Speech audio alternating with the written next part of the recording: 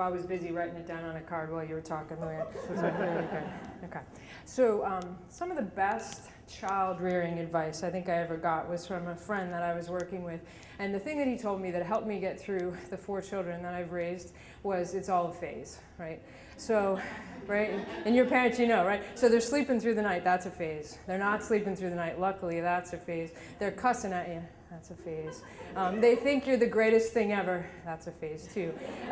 So I realize now that my baby is 16 that, of course, my life has phases too. And so I've recently moved into a phase in my life where my gaze is able to extend beyond the orbit of 4 small bodies around me and observe a little bit of the world.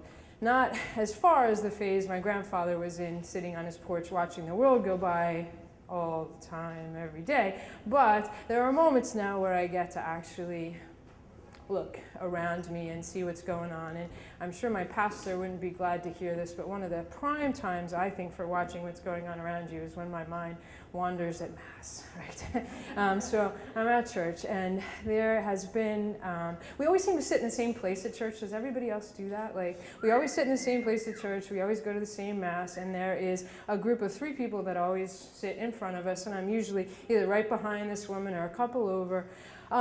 She's an elderly woman. She usually gets there before us because we're always running in at the last minute. I can tell that she is elderly for a number of reasons. One of them, she knows exactly how to hook her cane on the seat in front of her so that it stays right where she wants it to. When she stands up, and now I always see her from the back, so I'm going to give you the whole visual effect, right?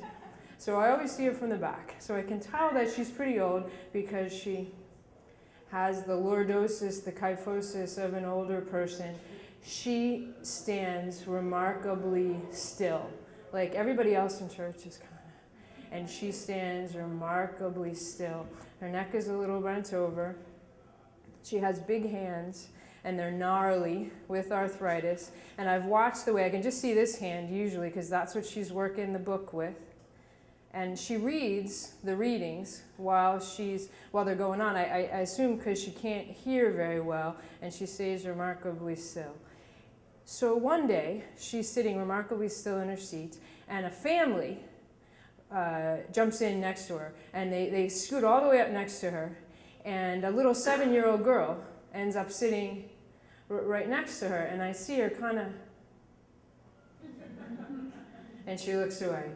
And the girl was remarkably well behaved. She barely moved throughout the whole church. And then we got to the part of Mass where, in the Catholic aerobics that are Mass, right, we're standing up and we have our hands up. Now, my family's tradition, during the Our Father, where we're standing up with our hands up, is that we take each other's hands and we hold hands while we're saying the Our Father.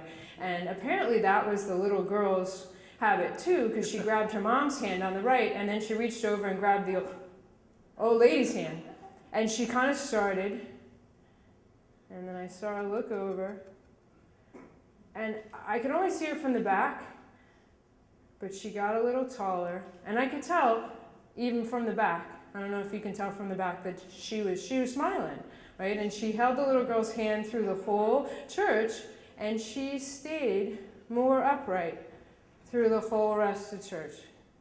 And the little girl let her hand go, and like nothing happened. And when I had 4 little bodies running around me, I wouldn't have even seen that. So in this phase of my life, I plan to look for more things like that.